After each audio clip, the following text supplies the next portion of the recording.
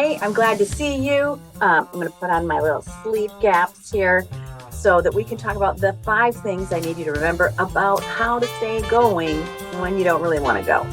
So again, a lot of us are working at home. A lot of us are out in the world. A lot of us are kind of getting into our new lifetime of what is, how do we keep doing the work that we're doing? And sometimes you don't feel like doing it. So that's what we're going to talk about because one, you got to keep going. You are the best resource that you could possibly have. So one is dependable, right? You need a dependable work schedule.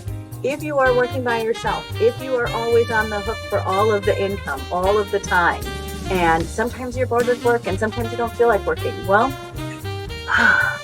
let's look at how to keep going when you don't always feel like it. Sometimes you need to take a break, and we'll talk about that at lunch.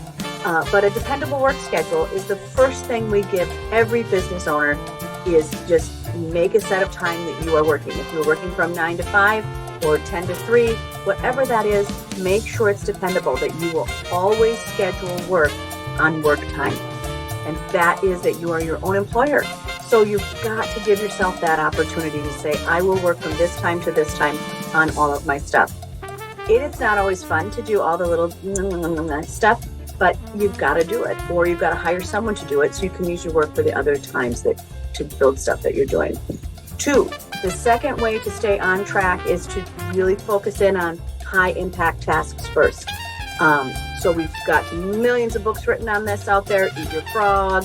You've heard me talk about it as mise en place, right? Everything in its place.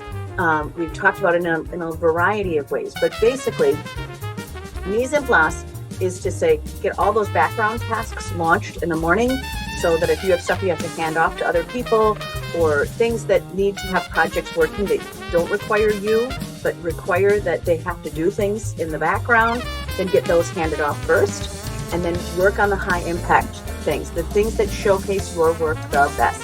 So for me, that's a phone call. That's following up on something. That's maybe making an appointment. Think about those high impact tasks. Those have to be done first. The rest of your day can kind of get wobbly, but if you get your high impact tasks done, chances are in 1 hour you'll have some forward movement. Number 3, take a lunch break.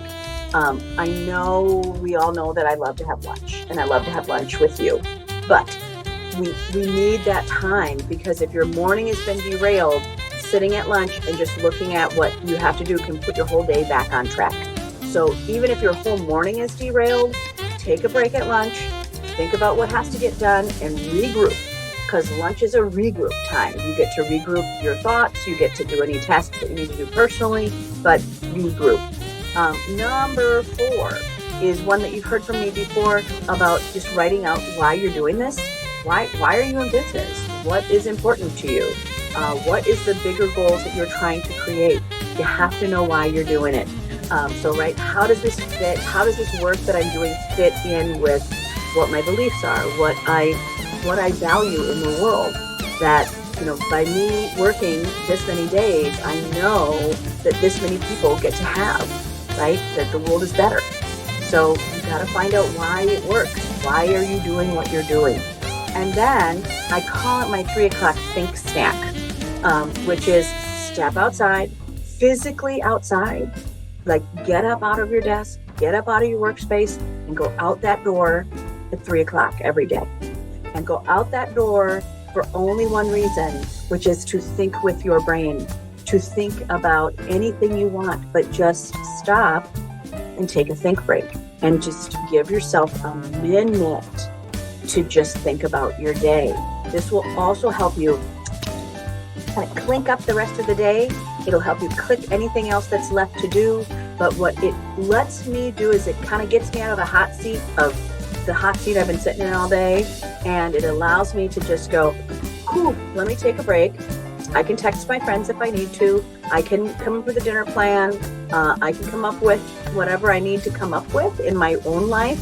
But it also lets me come up with the fact that I can reflect on what got done today. I can close up any files that I need to, or finish some case notes, but I can just think about what has to get tidied up so that I can end my day free and clear. You have to learn to do your 3 o'clock think snack, because that think snack, it's think, right? I'm going to think, and it's kind of think of it like a snack, right? It's like, okay, let me just take a little snack break. We do it every day after school for every kid, right? Just have a little snack before dinner, and get you ready. And I'm telling you, it's worth it. So have a great day. I'm glad that you could be with me. If you want to be part of the one that gets it, the audio version of that, there's an audio version of it. So you can have a little love up anytime you want. So